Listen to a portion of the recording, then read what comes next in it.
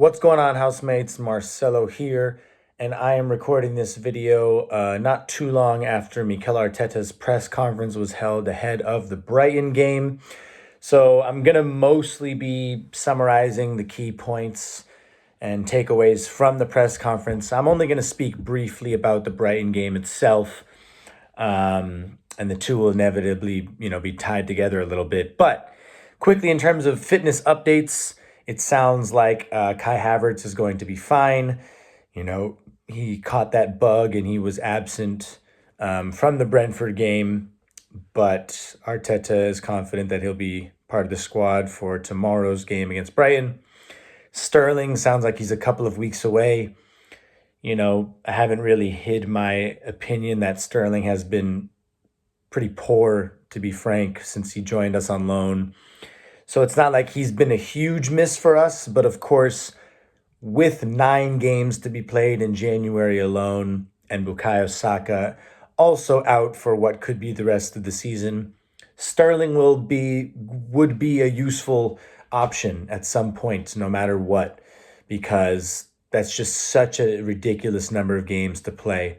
And so, yeah, hopefully we'll get him back soon, even if he's just an option off the bench.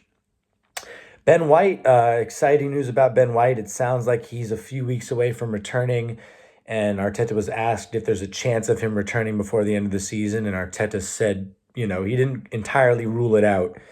And he's someone who does like to shut down a lot of questions from the press. So I think that is a good sign that Ben White isn't too far away from returning, and what a relief that would be. Because, well, 2 reasons. One, Urian Timber got a second yellow card against, not a second yellow card. He got a yellow card against Brentford, and he's now suspended for the Brighton game, which means Thomas Partey is going to have to play right back. And that just reflects how short of depth we are at right back. Of course, Ben White out now through injury. He had a surgery on his knee. He's been out for a couple months now. And Tomiyasu's just fell off the face of the earth. And I love Tommy. I have, the black away kit from 2 seasons ago. I have Tomiyasu's name on it. Big fan of his. And Arteta was saying that he is doing some training again, but he's going to have to be monitored very carefully because his situation is something of a recurring injury.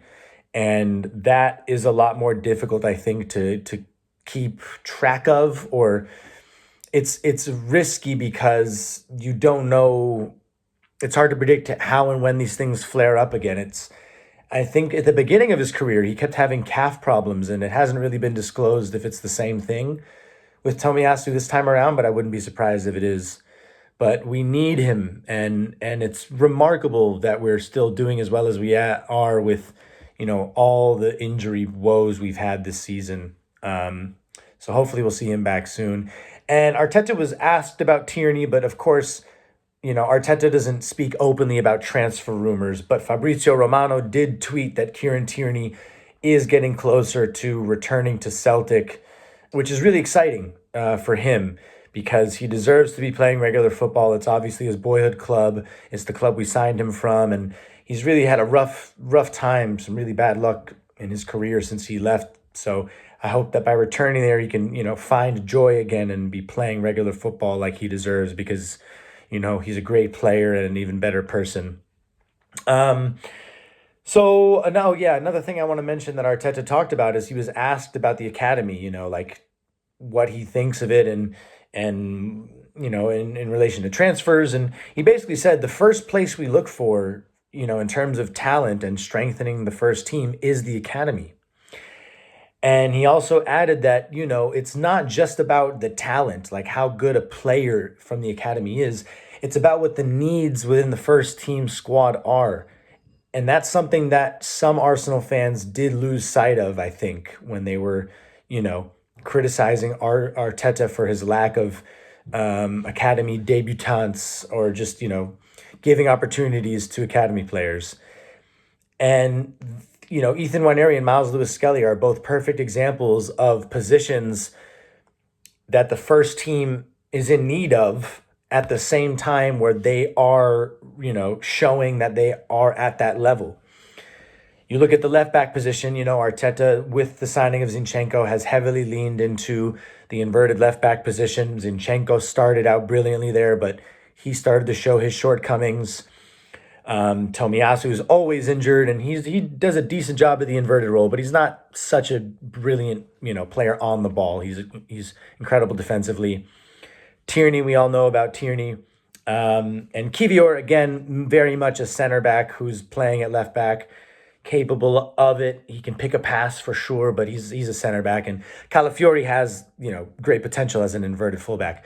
So Miles Lewis-Skelly, really for me, after Calafiori and with Calafiori, is our first choice right now. So that's an example of a player who's coming into the first team at the perfect time. And then Ethan Nwaneri, it was a statement this summer to let Fabio Vieira go on loan and sell Emil Smith-Rowe. It just speaks to how highly Mikel Arteta rates Nwaneri, and he's got the perfect mentor in Martin Odegaard as well as Bukayo Saka. So these are two players who both have the talent and the fortune of things aligning for them within the first team, as opposed to some players who we've been critical of letting go, be it Mario Kozier-Dubry or Charlie Patino, Omari Hutchinson, these Mika Bierith, these types of players who have potential, but just based on the demands of the first team, it wasn't quite their time. So that's just football, So going into tomorrow's game, I'm not going to speak too much about Brighton in particular. Of course, on their day, they are a dangerous team. They love to play exciting, attacking football. And we haven't had a great record away from home in terms of clean sheets, or in general, we've just been not quite as ruthless away from home. We've stepped it up. Of course, we've won our last 2 away games now. But it's not going to be an easy game. What I will say is that Brighton's last win was in November, but that was away at Bournemouth, which is impressive. However, in their last 7 games, they have 5 draws and 2 losses. So they're in a really, really poor run of form, which means we have every reason to be confident about our chances of winning. They've drawn 5 games, though, so, there is clearly the risk of us dropping 2 points. But a remarkable statistic for you all is that a win tomorrow would see us with 2 more points than we did after the same amount of games last season. And the way that rival fans and even some of our own fans have talked about Arteta and this first half of the season, you would think that we're so far off the pace that we were on last year. It's just that Liverpool has had a near perfect start to the season, and between our mix of luck and mistakes and injuries, it's just felt like a catastrophe, but it's clearly so far from that. So a win tomorrow would be huge. And it's a long season, man. We really can't speak too soon. We still are capable of doing something big this season, and I can't wait to see what we do. So my starting 11 for tomorrow is going to be Raya, Thomas Partey at right back, Saliba, Gabriel center backs. It's a hard one to decide now. I'm going to go back with Miles Lewis-Skelly, though. I think we should go back with Miles Lewis-Skelly. Again, Calafiori looked decent. He grew into the game against Brentford, but he showed some defensive shortcomings where Miles Lewis-Skelly might already be more solid. But either Calafiori or Lewis-Skelly will be good. In midfield, we don't really have much of a choice. I think we're going to see Rice, Marino, and Odegaard, and I'm happy about that midfield trio. I think that there's a lot of potential, and I'm excited to see Rice at the base of midfield again. And then up top, I'm going to have to go with, Havertz is back now. Is likely to be back now. So that's a tough one again, actually. But yeah, so I'm going to go with, I think because he was coming back from a bug, I think it's realistic to stick with the same front 3, actually. I'm going to go with Martinelli, Jesus, and Ethan Nwaneri.